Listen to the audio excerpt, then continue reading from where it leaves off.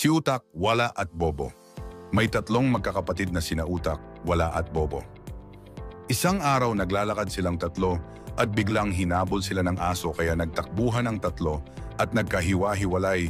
Nakauwi sa bahay sina Utak at Bobo pero si Wala ay naliligaw. Bobo, Utak, nasaan na kaya si Wala? Utak, hindi ko alam. Hayaan mo uuwi din yon. Makalipas ang 3 araw wala pa rin si Wala. Bobo, Utak, tara i-report na natin sa pulis si Wala. Utak, ikaw na lang. Nahihilo ako dito muna ako at magpapahangin.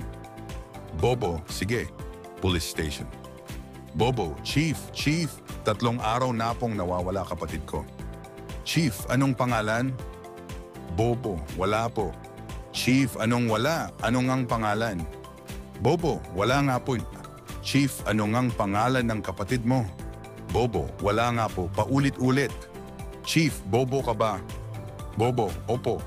Chief, nasaan ang utak mo? Bobo, nandoon po nagpapahangin. Bobo ang puta.